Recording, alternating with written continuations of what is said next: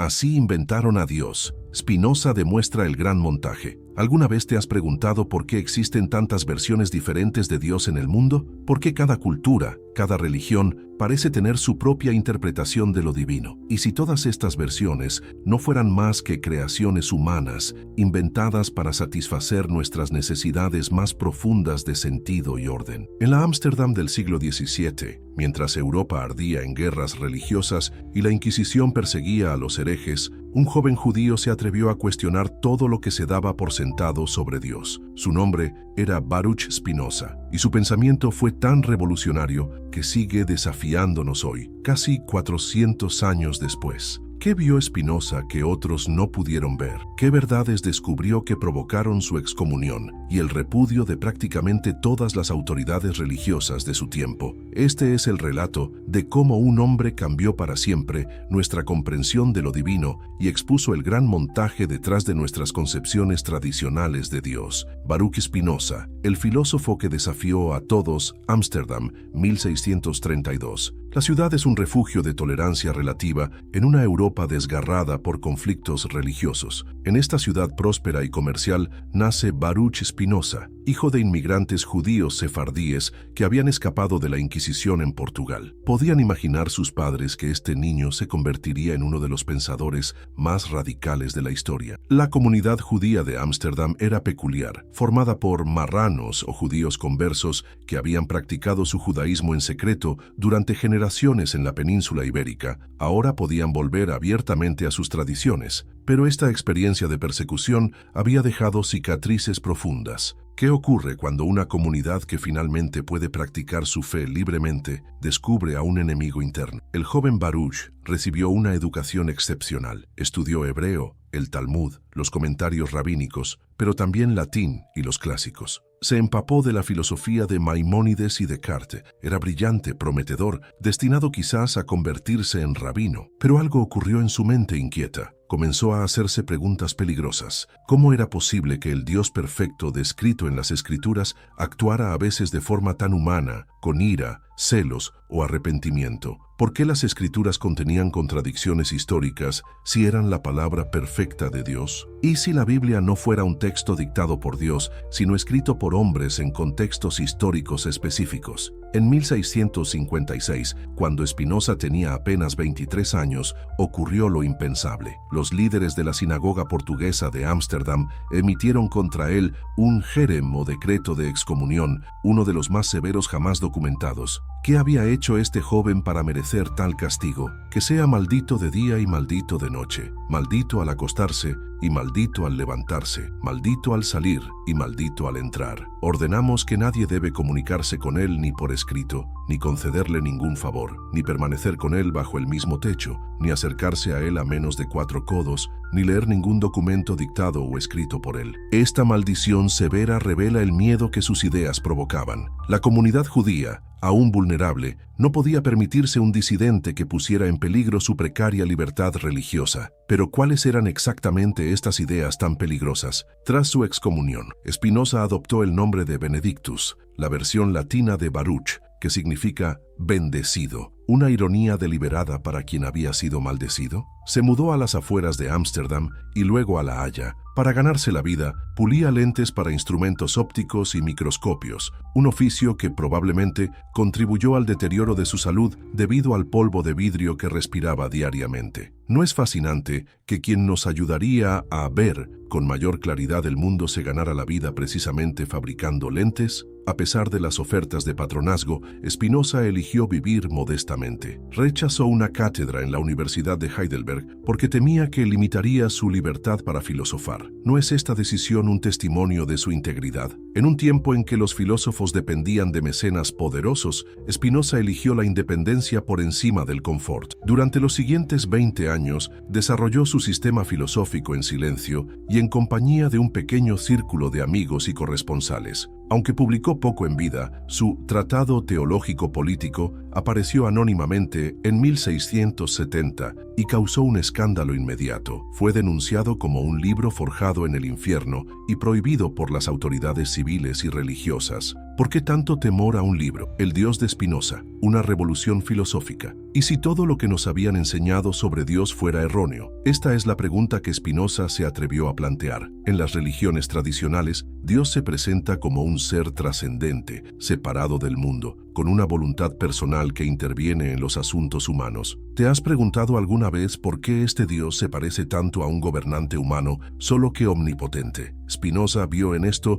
una proyección psicológica. Los humanos creamos a Dios a nuestra imagen, no al revés. Para Spinoza, Dios no era un ser personal que existía fuera del universo, sino que era el universo mismo en su totalidad y perfección. Su famosa fórmula Deus sive natura, Dios, o sea, la naturaleza, resume esta idea revolucionaria. No es sorprendente que en pleno siglo XVII, cuando la mayoría de los filósofos intentaban demostrar la existencia de Dios como un ser separado del mundo, Spinoza propusiera esta unidad radical. La consecuencia inmediata de esta visión es devastadora para la religión tradicional. Si Dios es la naturaleza, entonces no tiene voluntad personal, no juzga nuestras acciones, no escucha nuestras oraciones, no realiza milagros, no tiene un plan para nosotros. Puedes imaginar lo escandalosas que eran estas ideas en una época en que la religión dominaba todos los aspectos de la vida. Según Spinoza, Dios naturaleza es una única sustancia infinita que se expresa de infinitas maneras. Todo lo que existe, desde las estrellas hasta nuestros pensamientos, son modos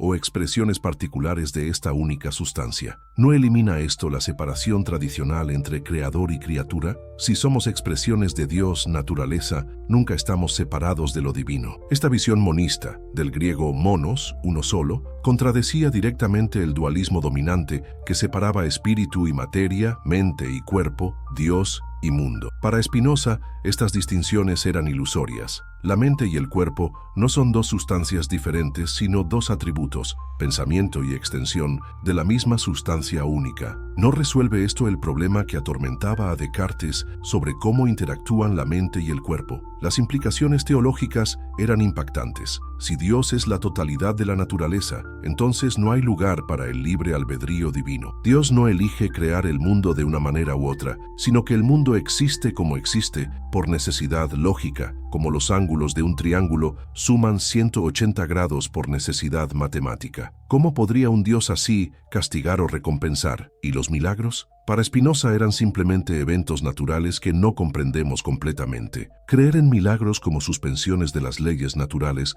era, en su opinión, disminuir la perfección de Dios, naturaleza. ¿No es más grandioso un Dios cuya creación es tan perfecta que no necesita intervenciones especiales? Pero quizás lo más radical de la visión spinocista era su rechazo de la idea de un Dios que actúa por fines o propósitos. En las religiones tradicionales, Dios crea el mundo con un propósito, tiene planes y objetivos. Para Spinoza, esto era antropomorfismo puro. ¿Por qué un ser infinito y perfecto necesitaría tener propósitos? Los propósitos implican carencia, deseo de algo que no se tiene. Un ser perfecto no puede carecer de nada. La ética geométrica, el método que revolucionó la filosofía. Cómo demostrar verdades filosóficas con la misma certeza que las matemáticas. Esta fue la ambición metodológica de Spinoza, y para lograrlo, adoptó un enfoque revolucionario: escribir filosofía more geométrico, a la manera de la geometría. Su obra maestra, La Ética,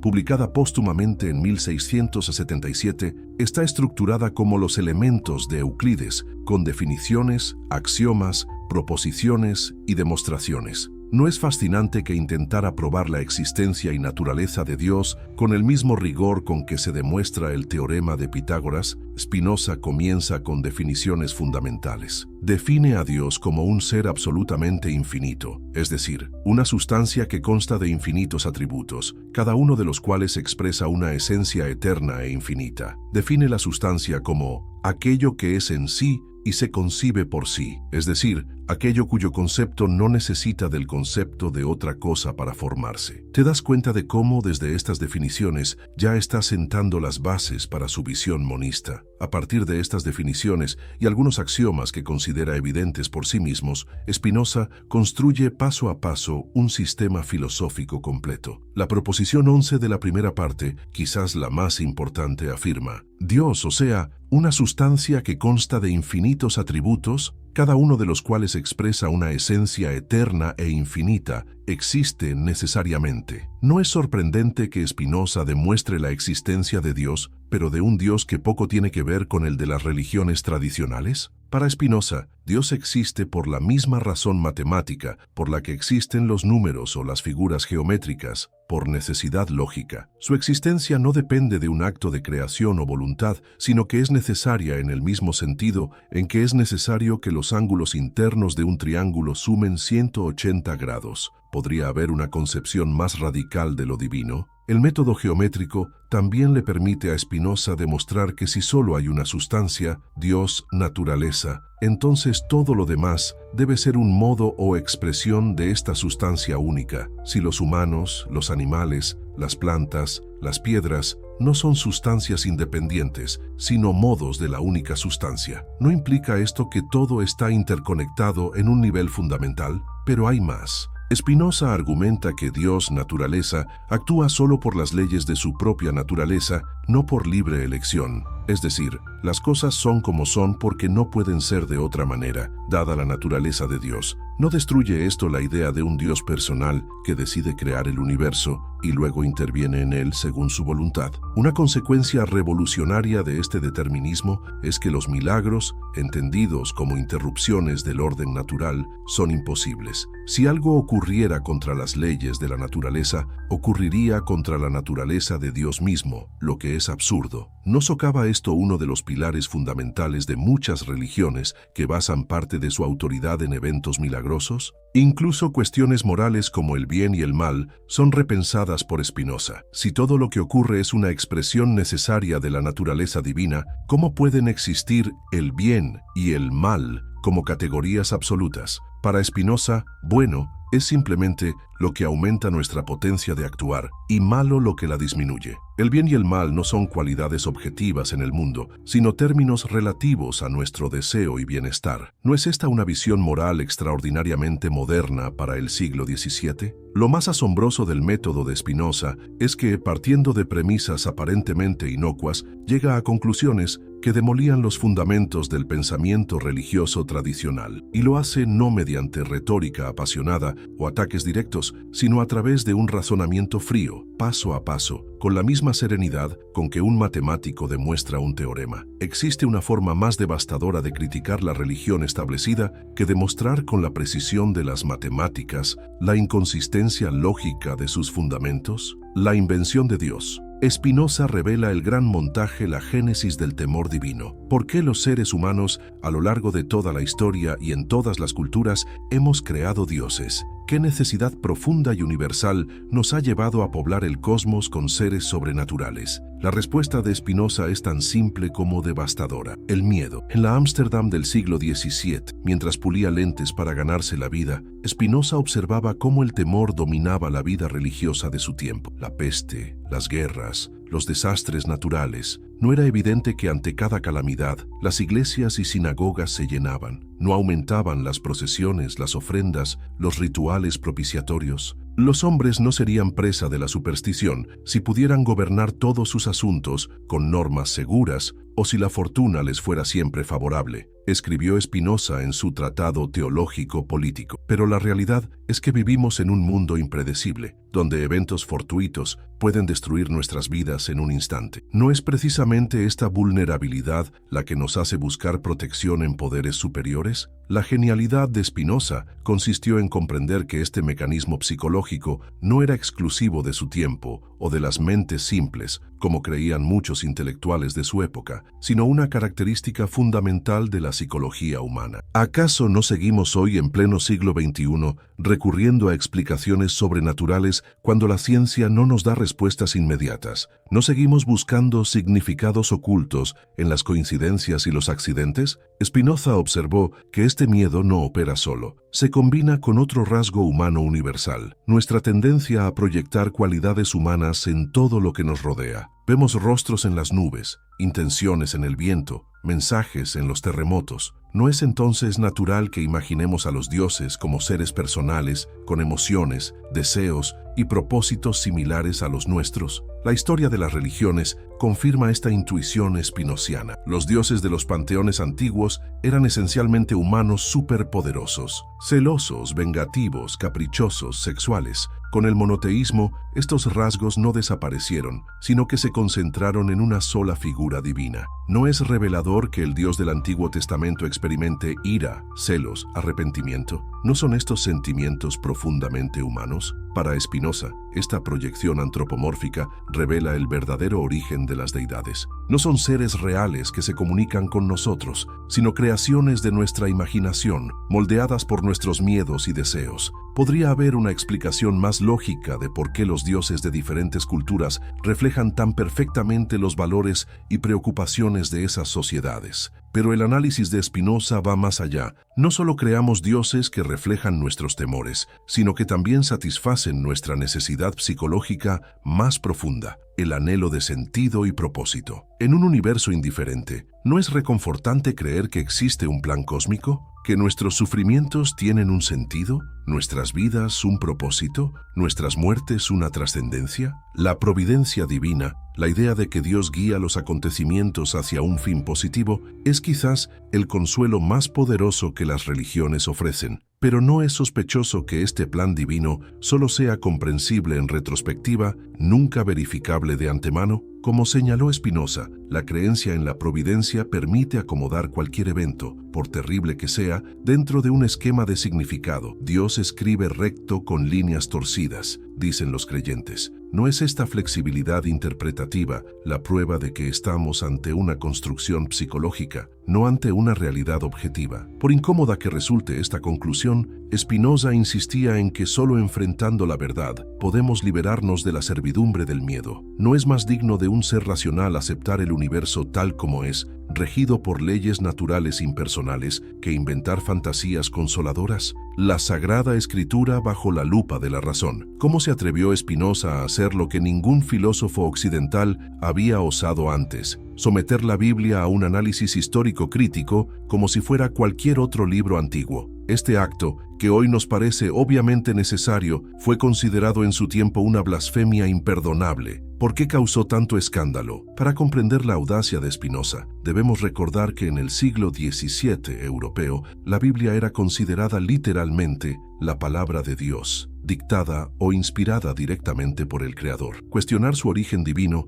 equivalía a socavar el fundamento mismo de la civilización cristiana. ¿No estaba entonces Spinoza atacando los cimientos del orden social establecido? Con meticulosa precisión, Spinoza comenzó señalando algo que cualquier lector atento de la Biblia podía notar. Está llena de contradicciones internas, anacronismos históricos y problemas textuales. ¿Cómo podía Moisés narrar su propia muerte en el Deuteronomio? ¿Cómo explicar las diferentes versiones de los mismos eventos en los evangelios? ¿Por qué aparecen referencias a ciudades y reinos que no existían en la época en que supuestamente fueron escritos ciertos textos? Para examinar la Biblia con imparcialidad, es necesario liberarse de prejuicios y no atribuir a los autores bíblicos ideas que ellos no expresan claramente, escribió Spinoza. ¿No aplicaba así el mismo método crítico que se usaría con cualquier otro documento histórico? La conclusión de Spinoza era revolucionaria. La Biblia no era un libro dictado por Dios, sino una colección de textos escritos por múltiples autores humanos a lo largo de siglos,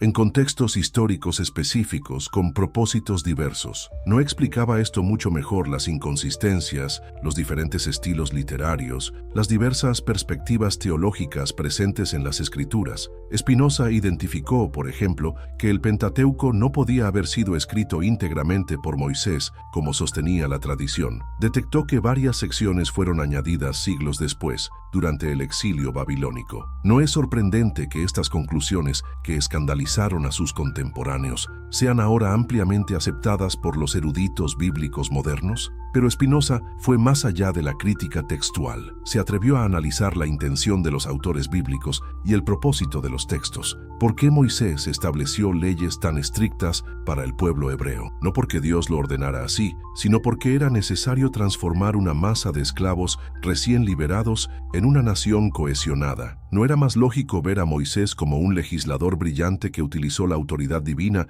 para dar fuerza a sus leyes, que como un simple transmisor de dictados celestiales? Los profetas, según Spinoza, no eran individuos con poderes sobrenaturales, sino hombres de extraordinaria imaginación moral, capaces de articular las más altas aspiraciones éticas de su pueblo. Sus visiones no eran revelaciones divinas en sentido literal, sino expresiones poderosas de ideales de justicia. ¿No era esto, en el fondo, mucho más admirable que una comunicación sobrenatural? En cuanto a los milagros, Spinoza aplicó el mismo escrutinio racional. ¿Qué es más probable? ¿Que ocurrieran violaciones de las leyes naturales o que los autores bíblicos utilizaran el lenguaje hiperbólico común en la literatura antigua? ¿No era más razonable interpretar los milagros como eventos naturales extraordinarios o como metáforas pedagógicas? La interpretación spinociana de la Biblia provocó un terremoto teológico. Si las escrituras eran producto de mentes humanas, ¿con qué autoridad las iglesias imponían dogmas y perseguían herejes? No quedaba expuesta la arbitrariedad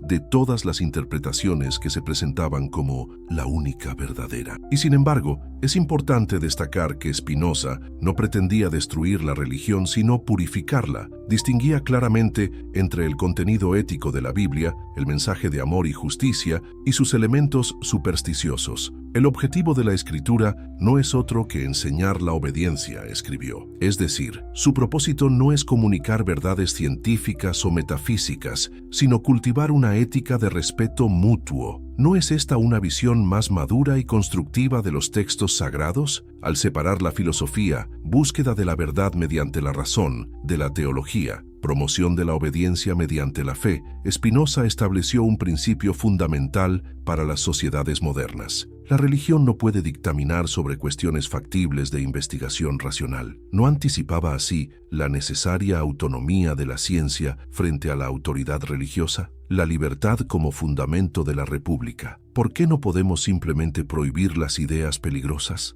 ¿No sería más sencillo para las autoridades silenciar las voces disidentes en nombre de la estabilidad social? Estas preguntas, que resuenan con inquietante actualidad, fueron abordadas por Spinoza en la parte más explícitamente política de su obra. En el turbulento contexto político de la Holanda del siglo XVII, Spinoza se atrevió a defender un principio radical. La libertad de pensamiento y expresión no es un lujo que el Estado puede conceder o negar a su antojo, sino un derecho natural inalienable. ¿Por qué? Porque, como argumentaba con elegante sencillez, nadie puede transferir a otro su derecho natural de razonar libremente. ¿Acaso no es imposible, por la naturaleza misma del pensamiento, controlar lo que ocurre en la mente de otra persona? Los gobiernos pueden castigar la expresión de ciertas ideas, pero no pueden evitar que las personas piensen lo que quieran. ¿No es entonces absurdo e inútil tratar de legislar sobre lo que, por definición, escapa al control externo?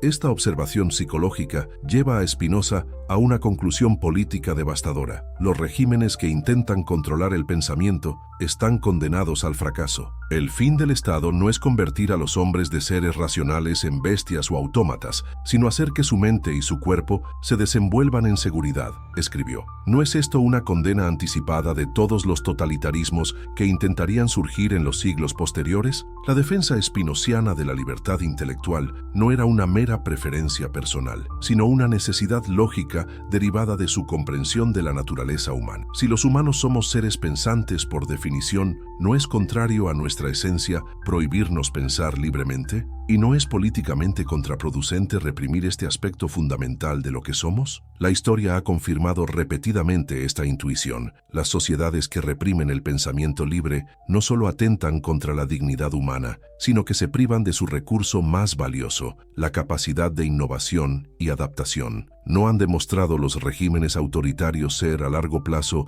menos estables y prósperos que las sociedades abiertas? Spinoza fue más allá y vinculó directamente la libertad de pensamiento con la paz social. ¿No es precisamente la represión de ideas lo que genera resentimiento y resistencia? ¿No es la prohibición la que convierte opiniones inofensivas en ideologías peligrosas? Cuando más se intenta arrebatar a los hombres la libertad de palabra, más obstinadamente se resisten, observó. ¿No vemos esta dinámica repetirse en cada conflicto ideológico de nuestra era? La solución espinociana es tan simple como revolucionaria. Permitir que cada persona piense lo que quiera y exprese sus ideas, siempre que no incite directamente a acciones que amenacen la estabilidad del Estado. No se anticipa así en más de un siglo a las famosas palabras de Voltaire: no estoy de acuerdo con lo que dices, pero defenderé hasta la muerte tu derecho a decirlo. Esta postura era extraordinariamente avanzada para su tiempo. En una época en que católicos y protestantes seguían masacrándose mutuamente por diferencias teológicas, cuando los judíos vivían en guetos y los ateos eran perseguidos universalmente, Spinoza proponía un Estado laico donde la adhesión a cualquier religión fuera un asunto privado, no un requisito de ciudadanía. ¿No estaba sentando así las bases filosóficas del Estado secular moderno? El verdadero fin del Estado es la libertad, afirmó Spinoza. ¿Podría haber una declaración más contundente del ideal democrático? La libertad no era para él un valor entre otros, sino la condición necesaria para que los seres humanos desarrollen su potencial y vivan en armonía. ¿No anticipa esto la idea contemporánea de que los derechos humanos son la base de cualquier sociedad justa? Las ideas políticas de Spinoza no quedaron en el vacío. Su influencia se extendió primero a través de los círculos intelectuales europeos y eventualmente permeó los movimientos políticos que darían origen a las revoluciones del siglo XVIII. No es significativo que tanto la Declaración de Independencia de Estados Unidos como la Declaración de los Derechos del Hombre y del Ciudadano francesa contengan ecos evidentes del pensamiento spinociano? La defensa de la democracia en Spinoza no era ingenua, reconocía sus riesgos y limitaciones. No hay nada más difícil que moderar los deseos de la multitud, escribió. ¿No identificaba así el riesgo de populismo y demagogia que amenaza a toda democracia? Pero aún así, consideraba que un gobierno donde el poder está distribuido entre muchos es menos propenso a la tiranía que aquellos donde el poder se concentra en pocas manos. ¿No es esto una lección que la historia ha confirmado innumerables veces? La separación entre Iglesia y Estado, hoy considerada un pilar de las democracias modernas, encuentra en Spinoza uno de sus primeros y más articulados defensores. Argumentaba que cuando las autoridades religiosas tienen poder político, inevitablemente utilizan la fuerza para imponer sus creencias, corrompiendo tanto la religión como la política. No vemos hoy en los estados teocráticos la confirmación de esta advertencia. Quizás lo más sorprendente del pensamiento político de Spinoza es su optimismo fundamental. A pesar de vivir en una época de intolerancia y guerras religiosas, creía firmemente que los seres humanos, guiados por la razón, podían construir sociedades basadas en la libertad y el respeto mutuo. ¿No es esta convicción, en última instancia, la que anima todo proyecto democrático genuino? La invención de Dios. Spinoza revela el gran montaje, la génesis del temor divino. ¿Por qué los seres humanos, a lo largo de toda la historia y en todas las culturas, hemos creado dioses? ¿Qué necesidad profunda y universal nos ha llevado a poblar el cosmos con seres sobrenaturales? La respuesta de Spinoza es tan simple como devastadora: el miedo. En la Ámsterdam del siglo XVII, mientras pulía lentes para ganarse la vida, Spinoza observaba cómo el temor dominaba la vida religiosa de su tiempo. La peste, las guerras, los desastres naturales. ¿No era evidente que ante cada calamidad las iglesias y sinagogas se llenaban? No aumentaban las procesiones, las ofrendas, los rituales propiciatorios. Los hombres no serían presa de la superstición si pudieran gobernar todos sus asuntos con normas seguras, o si la fortuna les fuera siempre favorable, escribió Spinoza en su Tratado Teológico Político. Pero la realidad es que vivimos en un mundo impredecible, donde eventos fortuitos pueden destruir nuestras vidas en un instante. ¿No es precisamente esta vulnerabilidad la que nos hace buscar protección en poderes superiores? La genialidad de Spinoza consistió en comprender que este mecanismo psicológico no era exclusivo de su tiempo o de las mentes simples, como creían muchos intelectuales de su época, sino una característica fundamental de la psicología humana. ¿Acaso no seguimos hoy, en pleno siglo XXI, recurriendo a explicaciones sobrenaturales cuando la ciencia no nos da respuestas inmediatas? ¿No seguimos buscando significados ocultos en las coincidencias y los accidentes? Spinoza observó que este miedo no opera solo, se combina con otro rasgo humano universal, nuestra tendencia a proyectar cualidades humanas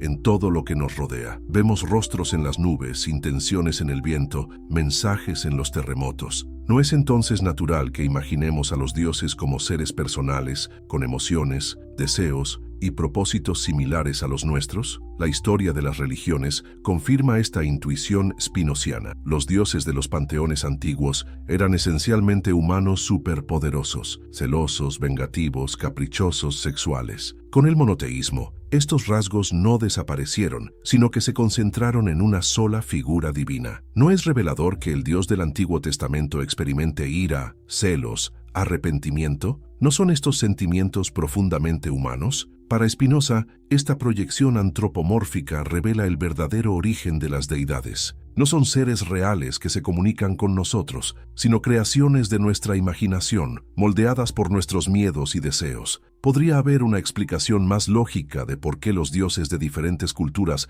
reflejan tan perfectamente los valores y preocupaciones de esas sociedades. Pero el análisis de Spinoza va más allá. No solo creamos dioses que reflejan nuestros temores, sino que también satisfacen nuestra necesidad psicológica más profunda, el anhelo de sentido y propósito. En un universo indiferente, ¿no es reconfortante creer que existe un plan cósmico? ¿Que nuestros sufrimientos tienen un sentido? ¿Nuestras vidas un propósito? ¿Nuestras muertes una trascendencia? La providencia divina, la idea de que Dios guía los acontecimientos hacia un fin positivo, es quizás el consuelo más poderoso que las religiones ofrecen. Pero no es sospechoso que este plan divino solo sea comprensible en retrospectiva, nunca verificable de antemano. Como señaló Spinoza, la creencia en la providencia permite acomodar cualquier evento, por terrible que sea, dentro de un esquema de significado. Dios escribe recto con líneas torcidas, dicen los creyentes. ¿No es esta flexibilidad interpretativa la prueba de que estamos ante una construcción psicológica, no ante una realidad objetiva? Por incómoda que resulte esta conclusión, Spinoza insistía en que solo enfrentando la verdad podemos liberarnos de la servidumbre del miedo. ¿No es más digno de un ser racional aceptar el universo tal como es, regido por leyes naturales impersonales, que inventar fantasías consoladoras? La Sagrada Escritura bajo la lupa de la razón. ¿Cómo se atrevió Spinoza a hacer lo que ningún filósofo occidental había osado antes? Someter la Biblia a un análisis histórico crítico como si fuera cualquier otro libro antiguo. Este acto, que hoy nos parece obviamente necesario, fue considerado en su tiempo una blasfemia imperdonable. ¿Por qué causó tanto escándalo? Para comprender la audacia de Spinoza, debemos recordar que en el siglo XVII europeo, la Biblia era considerada literalmente la palabra de Dios, dictada o inspirada directamente por el Creador. Cuestionar su origen divino equivalía a socavar el fundamento mismo de la civilización cristiana. ¿No estaba entonces Spinoza atacando los cimientos del orden social establecido? Con meticulosa precisión, Spinoza comenzó señalando algo que cualquier lector atento de la Biblia podía notar. Está llena de contradicciones internas, anacronismos históricos y problemas textuales. ¿Cómo podía Moisés narrar su propia muerte en el Deuteronomio? ¿Cómo explicar las diferentes versiones de los mismos eventos en los Evangelios? ¿Por qué aparecen referencias a ciudades y reinos que no existían en la época en que supuestamente fueron escritos ciertos textos? Para examinar la Biblia con imparcialidad, es necesario liberarse de prejuicios y no atribuir a los autores bíblicos ideas que ellos no expresan claramente, escribió Spinoza. ¿No aplicaba así el mismo método crítico que se usaría con cualquier otro documento histórico? La conclusión de Spinoza era revolucionaria. La Biblia no era un libro dictado por Dios, sino una colección de textos escritos por múltiples autores humanos a lo largo de siglos, en contextos históricos específicos con propósitos diversos. ¿No explicaba esto mucho mejor las inconsistencias, los diferentes estilos literarios,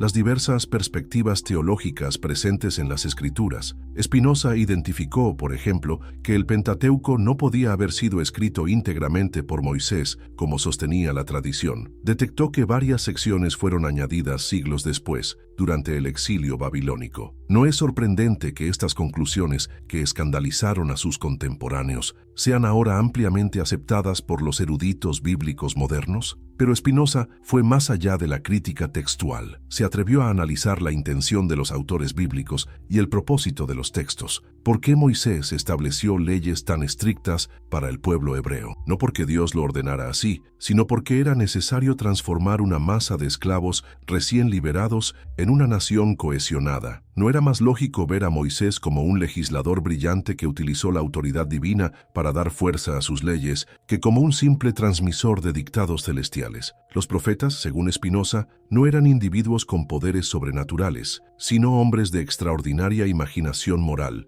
capaces de articular las más altas aspiraciones éticas de su pueblo. Sus visiones no eran revelaciones divinas en sentido literal, sino expresiones poderosas de ideales de justicia. ¿No era esto, en el fondo, mucho más admirable que una comunicación sobrenatural? En cuanto a los milagros, Spinoza aplicó el mismo escrutinio racional. ¿Qué es más probable? ¿Que ocurrieran violaciones de las leyes naturales o que los autores bíblicos utilizaran el lenguaje hiperbólico común en la literatura antigua? ¿No era más razonable interpretar los milagros como eventos naturales extraordinarios o como metáforas pedagógicas? La interpretación spinoziana de la Biblia provocó un terremoto teológico. Si las escrituras eran producto de mentes humanas, ¿con qué autoridad las iglesias imponían dogmas y perseguían herejes? No quedaba expuesta la arbitrariedad de todas las interpretaciones que se presentaban como la única verdadera. Y sin embargo, es importante destacar que Spinoza no pretendía destruir la religión sino purificarla. Distinguía claramente entre el contenido ético de la Biblia, el mensaje de amor y justicia, y sus elementos supersticiosos. El objetivo de la escritura no es otro que enseñar la obediencia, escribió. Es decir, su propósito no es comunicar verdades científicas o metafísicas, sino cultivar una ética de respeto mutuo. ¿No es esta una visión más madura y constructiva de los textos sagrados? Al separar la filosofía, búsqueda de la verdad mediante la razón, de la teología, promoción de la obediencia mediante la fe, Spinoza estableció un principio fundamental para las sociedades modernas. La religión no puede dictaminar sobre cuestiones factibles de investigación racional. ¿No anticipaba así la necesaria autonomía de la ciencia frente a la autoridad religiosa? La libertad como fundamento de la república. ¿Por qué no podemos simplemente prohibir las ideas peligrosas? ¿No sería más sencillo para las autoridades silenciar las voces disidentes en nombre de la estabilidad social? Estas preguntas, que resuenan con inquietante actualidad, fueron abordadas por Spinoza en la parte más explícitamente política de su obra. En el turbulento contexto político de la Holanda del siglo XVII, Spinoza se atrevió a defender un principio radical. La libertad de pensamiento y expresión no es un lujo que el Estado puede conceder o negar a su antojo, sino un derecho natural inalienable. ¿Por qué? Porque, como argumentaba con elegante sencillez, nadie puede transferir a otro su derecho natural de razonar libremente. ¿Acaso no es imposible, por la naturaleza misma del pensamiento, controlar lo que ocurre en la mente de otra persona? Los gobiernos pueden castigar la expresión de ciertas ideas, pero no pueden evitar que las personas piensen lo que quieran. ¿No es entonces absurdo e inútil tratar de legislar sobre lo que, por definición, escapa al control externo? Esta observación psicológica lleva a Spinoza a una conclusión política devastadora. Los regímenes que intentan controlar el pensamiento están condenados al fracaso. El fin del Estado no es convertir a los hombres de seres racionales en bestias o autómatas, sino hacer que su mente y su cuerpo se desenvuelvan en seguridad, escribió. ¿No es esto una condena anticipada de todos los totalitarismos que intentarían surgir en los siglos posteriores? La defensa spinoziana de la libertad intelectual no era una mera preferencia personal, sino una necesidad lógica derivada de su comprensión de la naturaleza humana. Si los humanos somos seres pensantes por definición, ¿no es contrario a nuestra esencia prohibirnos pensar libremente? ¿Y no es políticamente contraproducente reprimir este aspecto fundamental de lo que somos? La historia ha confirmado repetidamente esta intuición. Las sociedades que reprimen el pensamiento libre no solo atentan contra la dignidad humana, sino que se privan de su recurso más valioso, la capacidad de innovación y adaptación. ¿No han demostrado los regímenes autoritarios ser a largo plazo menos estables y prósperos que las sociedades abiertas? Spinoza fue más allá y vinculó directamente la libertad de pensamiento con la paz social. ¿No es precisamente la represión de ideas lo que genera resentimiento y resistencia? ¿No es la prohibición la que convierte opiniones inofensivas en ideologías peligrosas? Cuando más se intenta arrebatar a los hombres la libertad de palabra, más obstinadamente se resisten, observó. ¿No vemos esta dinámica repetirse en cada conflicto ideológico de nuestra era? La solución espinociana es tan simple como revolucionaria. Permitir que cada persona piense lo que quiera y exprese sus ideas, siempre que no incite directamente a acciones que amenacen la estabilidad del Estado. No se anticipa así en más de un siglo a las famosas palabras de Voltaire: no estoy de acuerdo con lo que dices, pero defenderé hasta la muerte tu derecho a decirlo. Esta postura era extraordinariamente avanzada para su tiempo.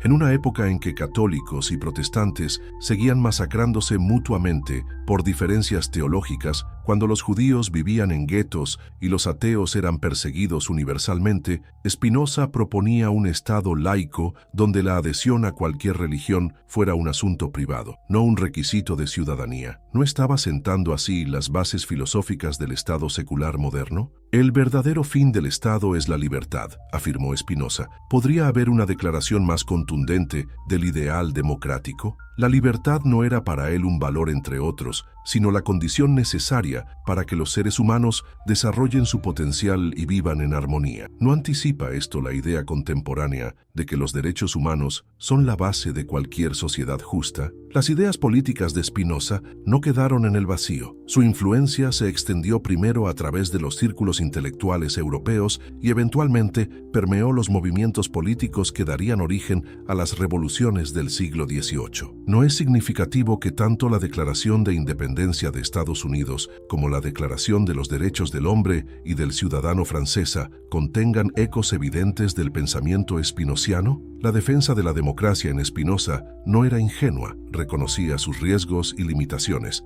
No hay nada más difícil que moderar los deseos de la multitud, escribió. ¿No identificaba así el riesgo de populismo y demagogia que amenaza a toda democracia? Pero aún así, consideraba que un gobierno donde el poder está distribuido entre muchos es menos propenso a la tiranía que aquellos donde el poder se concentra en pocas manos. ¿No es esto una lección que la historia ha confirmado innumerables veces? La separación entre Iglesia y Estado, hoy considerada un pilar de las democracias modernas, encuentra en Spinoza uno de sus primeros y más articulados defensores. Argumentaba que cuando las autoridades religiosas tienen poder político, inevitablemente utilizan la fuerza para imponer sus creencias, corrompiendo tanto la religión como la política. No vemos hoy en los estados teocráticos la confirmación de esta advertencia. Quizás lo más sorprendente del pensamiento político de Spinoza es su optimismo fundamental. A pesar de vivir en una época de intolerancia y guerras religiosas, creía firmemente que los seres humanos, guiados por la razón, podían construir sociedades basadas en la libertad y el respeto mutuo. ¿No es esta convicción, en última instancia,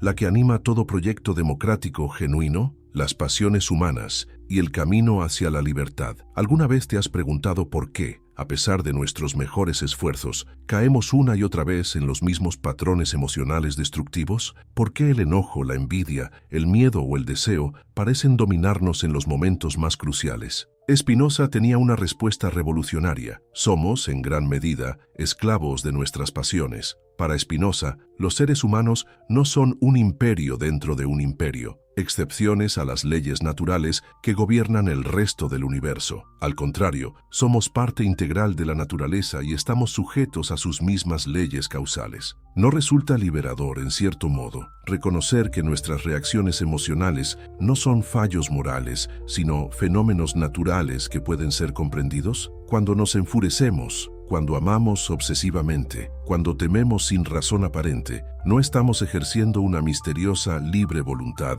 sino respondiendo a causas que a menudo desconocemos. ¿Te has dado cuenta de cómo justificamos nuestras acciones después de haberlas realizado? Convenciéndonos de que actuamos libremente cuando en realidad respondíamos a impulsos inconscientes. Los hombres se creen libres porque son conscientes de sus acciones e ignorantes de las causas que los determinan, escribió Spinoza. ¿No es esta una de las intuiciones psicológicas más profundas, anticipándose por siglos a Freud y al descubrimiento del inconsciente, pero Spinoza no se detiene en este determinismo psicológico que podría parecer desolador. ¿Qué sentido tendría la filosofía si solo nos mostrara nuestra esclavitud, sin ofrecernos un camino hacia la libertad? Aquí es donde el pensamiento de Spinoza alcanza su dimensión más transformadora. Comprender las causas de nuestras pasiones es el primer paso para liberarnos de su dominio. Cuando entendemos que nuestro odio hacia alguien surge no de su maldad inherente, sino de cómo sus acciones afectan nuestros intereses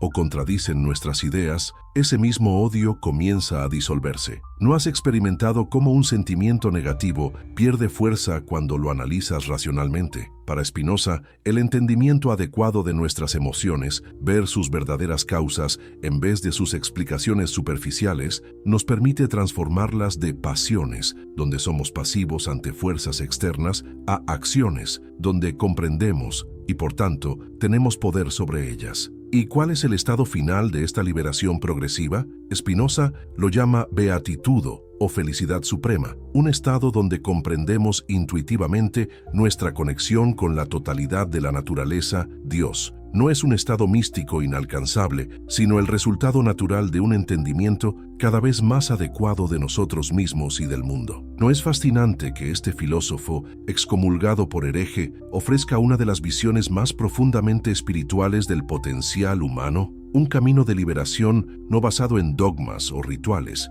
sino en el conocimiento racional y el entendimiento de nuestra propia naturaleza. Spinoza en el mundo contemporáneo. ¿Cómo es posible que un filósofo considerado blasfemo y peligroso en su tiempo se haya convertido en una referencia fundamental para algunos de los pensadores más influyentes de la modernidad? ¿Qué vieron en Spinoza figuras tan diversas como Einstein, Freud, Marx o Nietzsche? Albert Einstein, cuando le preguntaron si creía en Dios, respondió: «Creo en el Dios de Spinoza, que se revela en la armonía de todo lo que existe, no en un Dios que se ocupa del destino y las acciones de los seres humanos». No es significativo que el científico que revolucionó nuestra comprensión del universo físico encontrara en Spinoza la visión filosófica más compatible con su propia intuición cósmica. La idea spinocista de que mente y cuerpo son dos aspectos de una misma realidad, tan escandalosa en el siglo XVII, resuena profundamente con los descubrimientos de la neurociencia moderna. Cuando vemos en escáneres cerebrales cómo cambia la actividad neuronal al experimentar emociones o pensamientos, no estamos observando precisamente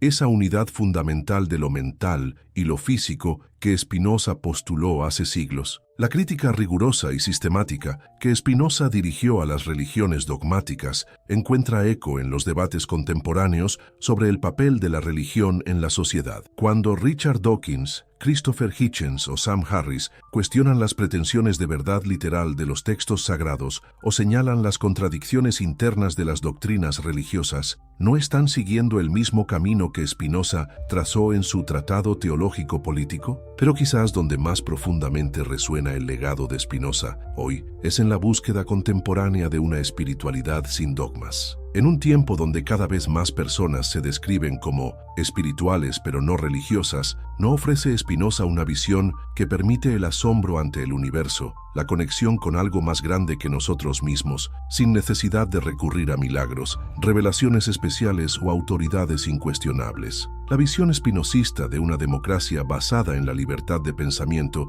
y expresión sigue siendo el fundamento de nuestras sociedades abiertas. Cuando defendemos la separación entre Iglesia y Estado, la libertad académica, el derecho a cuestionar cualquier idea por sagrada que se considere, ¿no estamos haciendo realidad el sueño político de Spinoza? La vigencia de una filosofía revolucionaria. ¿Por qué un pensador del siglo XVII sigue provocándonos, incomodándonos, inspirándonos en el siglo XXI? ¿Qué hace que Spinoza, a diferencia de tantos otros filósofos de su tiempo, mantenga esta vibrante actualidad? Quizás sea porque Spinoza se atrevió a plantearse las preguntas más fundamentales y a seguir el hilo de sus respuestas hasta sus últimas consecuencias, sin importar cuán incómodas fueran. ¿No es esta valentía intelectual lo que más necesitamos en un mundo donde las respuestas prefabricadas abundan, pero el pensamiento genuino escasea? O tal vez sea porque su visión ofrece ofrece una tercera vía entre los extremos que aún hoy polarizan nuestras sociedades: el materialismo reduccionista que niega toda dimensión espiritual del universo y el dogmatismo religioso que ignora los avances científicos. ¿No necesitamos desesperadamente puentes entre estas visiones aparentemente irreconciliables? La ética de Spinoza